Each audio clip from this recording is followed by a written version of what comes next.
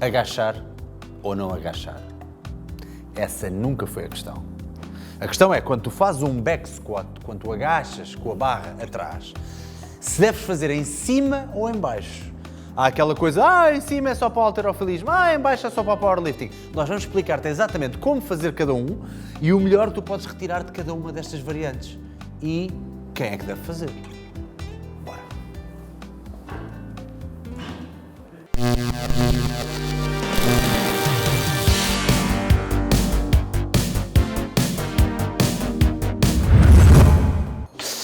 Qual é que eu demonstro e qual é que tu demonstras? Pedra, papel, tesoura.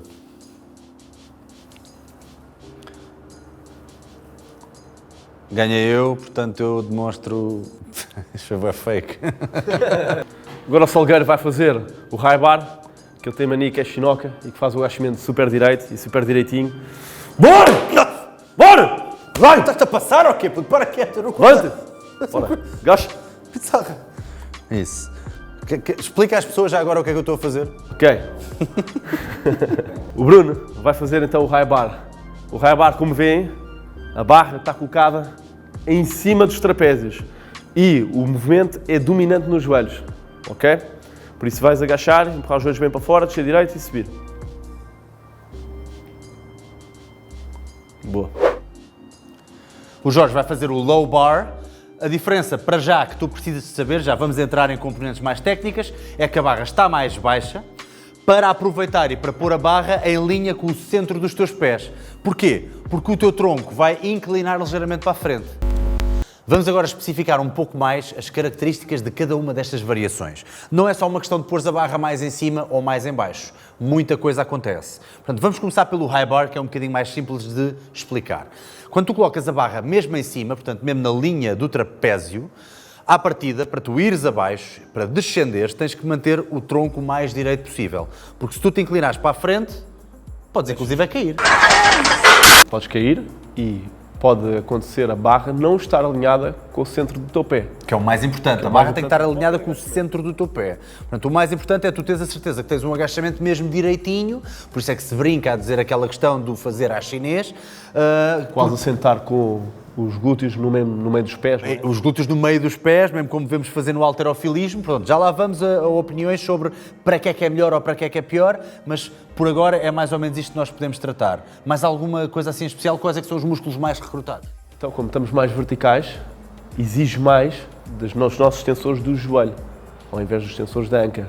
Logo, os nossos quadríceps vão ter um trabalho enorme. E acabas por desligar um bocadinho mais, chamemos assim, a cadeia posterior. Portanto, neste caso, os isquiotibiais, os glúteos, se calhar não trabalham tanto. Não trabalham na mesma extensão. E é um movimento que reside muito no reflexo miotático inverso.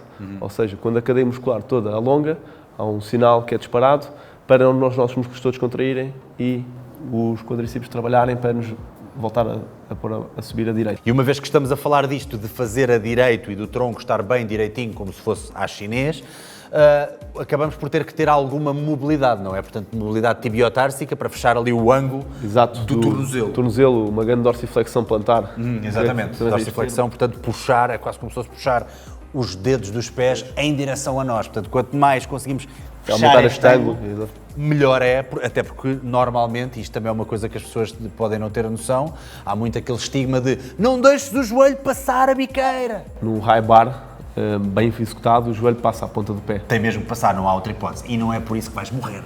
Nada. Já o low bar, assumimos um ângulo mais horizontal em relação ao high bar, temos uma maior inclinação do tronco, o que implica uma colocação da barra mais abaixo. Essa colocação da barra será exatamente abaixo da espinha da omoplata, em cima dos deltoides do posterior do ombro, e que, ao colocar a barra nessa posição, eu tenho que assumir que não vou agachar direito. E é um grande erro quando vemos alguém a fazer low bar, é tentar agachar em low bar como se fosse um high bar, tentar descer a direito com o peito alto. Temos que assumir a posição da inclinação do tronco e temos que assumir que há uma inclinação. E por essa mesma inclinação, nós podemos ver que há um maior recrutamento dos extensores da anca face aos extensores de joelhos no high bar. Logo, portanto, temos aqui um movimento de alavanca, não é? Em que a anca vai um bocadinho para trás. Aliás, há muitos powerlifters, há muita malta que adota o low bar e que coloca mesmo a cintura, a anca toda cá para trás. para recrutar mais músculos. Que até ficam quase com a tíbia, neste caso as canelas verticais.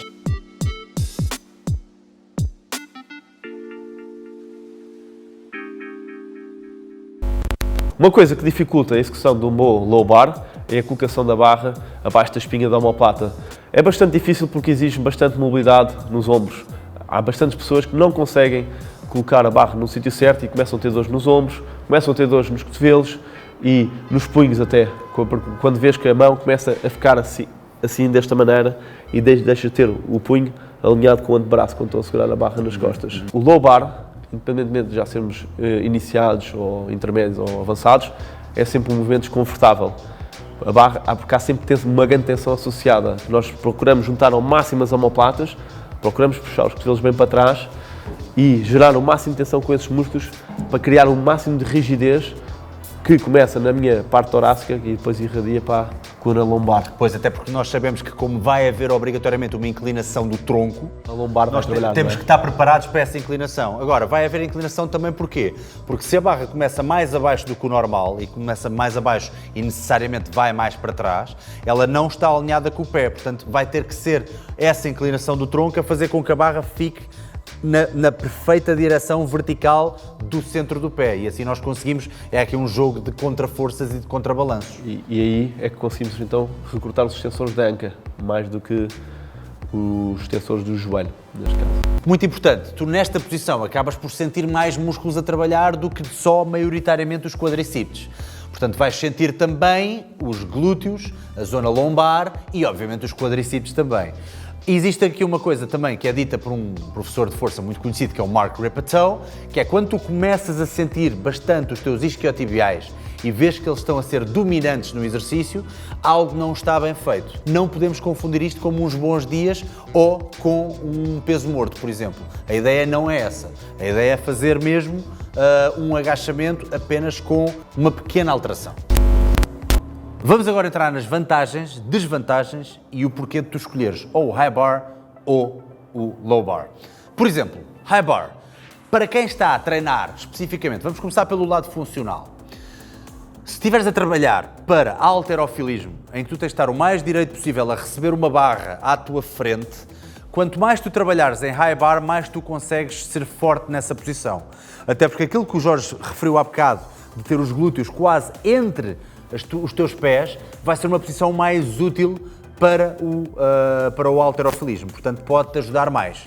Tem também uma transferência maior no salto e em tudo o que é movimentos literalmente verticais. Em relação às contras do high bar, que há alguns, ao contrário do que nós pensamos, pessoas com uma dorsiflexão limitada vão ter muita dificuldade no high bar. Um high bar, quanto nós temos uma grande inclinação de tronco, acaba por ser quase uns bons dias. E o momento de forças acaba por ser maior até que no low bar. Ou seja, pode ser pior para a lombar ou para quem tem alguma sintomatologia de lombalgia. Normalmente isto até é um estigma das pessoas, por exemplo, mais altas, que tu logo à primeira vez pedes, olha, fazem um agachamento para mim e vês logo alguma inclinação, às vezes têm os fémures muito compridos, há pessoas que sentadas são da minha altura, pronto, a minha altura quando estou em pé, e em pé fazem 2 de mim, ou seja, têm se calhar o tronco mais reduzido e as pernas muito compridas, essas pessoas têm mais dificuldade naturalmente a ir mesmo lá abaixo com o tronco direito. Então o que é que acontece? Muitas vezes acabam por optar por low bar em vez do high bar, mas também já encontramos, e o Jorge já encontrou, por exemplo, casos de jogadores que ele treina, altos como o caraças e a conseguir fazer um agachamento lá abaixo, não é? Exatamente. Perfeitinhos direitos, com os joelhos de ir para fora, tronco direito. Ou seja, para quê evitar uma ferramenta que até pode ser útil para aquilo que eles querem trabalhar e ainda para mais, se quiserem trabalhar, por exemplo, mais os quadríceps, esta é uma ferramenta melhor. Outro possível senão do high bar é que vamos ter sempre alguma limitação em termos de carga que conseguimos ver. Colocando a barra em posição de low bar, por vezes conseguimos mover mais carga porque envolvemos mais massa muscular. Mais massa muscular a trabalhar equivale a mais carga equivale a mais força. Por isso uma pessoa poderá ganhar mais força utilizando o low bar em versão ao high bar. O high bar estará sempre limitado pela força das pernas. Como nós já falámos, ao colocar a barra na posição de low bar, eu vou conseguir recrutar mais musculatura das ancas e não só do joelho. Pois é, e não é à toa que, e agora entrando no low bar em específico, não é à toa que os powerlifters, ou quase todos os powerlifters de topo, que levantaram as cargas mais astronómicas, o fizeram utilizando o low bar, porque de facto têm mais alavancas, têm não só a articulação do joelho, como também a articulação da anca a trabalhar mais e então recrutam mais músculos. Isto também pode ser um plus, também pode ser uma coisa boa para quem, por exemplo, imagina, uma pessoa que normalmente é mais dominante nos quadríceps e quer obter mais benefício, mais desenvolvimento da cadeia posterior e em particular dos glúteos, muitas vezes há reports de pessoas que passam para low bar e sentem mais o glúteo a trabalhar por causa disso mesmo. Portanto, acaba por ser um bom exercício para tu incluir na tua dieta de ferro se quiseres desenvolver outros músculos ou experimentar coisas novas. Os contras do low bar, nomeadamente no que toca ao halterofilismo, e uma das grandes críticas é que não é específico para o halterofilia. Na halterofilia nós pensamos sempre na posição de recepção da barra, em que estamos muito verticais. Ora, com o low bar temos uma maior inclinação.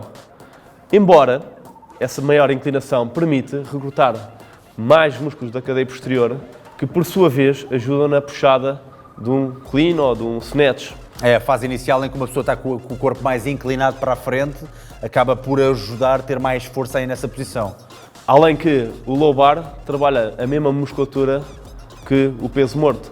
Ou seja, um halterofilista pode utilizar o low bar na sua dieta, também de treino, de exercícios, sem ter que fazer o peso morto, que é muito desgastante. E consegue fazer um low bar que não tem tanto desgaste neural como tem, por exemplo, um peso morto. Isso está muito bem visto, pá. Por isso, isto não é bem uma questão de qual é que é o melhor ou qual é que é o pior. Isto é uma questão de qual é que é o melhor para ti. Ou qual é que não tem tanto interesse para ti. Depende do teu objetivo. Depois, também há pessoas que automaticamente, assim que as vês a fazer, sentes logo, ok, isto é peixe dentro d'água, de facto esta pessoa faz melhor este exercício do que o outro. O que não quer dizer que de vez em quando não possas alternar também para obter os benefícios do outro. Agora, se causar alguma dor, algum transtorno, a mudança para o outro, para que mudar muitas vezes? Agora a Safety Squat Bar é uma excelente opção se eu sou um powerlifter gordo e gosto de ouvir metal e só gosto de fazer low bar squat. Posso de vez em quando, para tentar envolver mais os meus quadríceps sem ter que fazer o high bar, posso utilizar a Safety Squat Bar. É uma ótima ferramenta que permite ser incorporada nos meus dias leves, porque consigo focar-me mesmo só na força de pernas quando estou a fazer um squat. Agora que já sabes as diferenças, experimenta e diz-me qual é que é o teu favorito. Diz lá nos comentários. Aquele abraço. Os pés, ele vai pisar o elástico. A vantagem de estarmos a utilizar um elástico é que temos acomodação de resistência no ângulo mais desfavorável do Bruno, que é aqui em baixo. A resistência é menor. Quando ele começa a subir, a resistência irá aumentar de acordo também com o seu ângulo ótimo.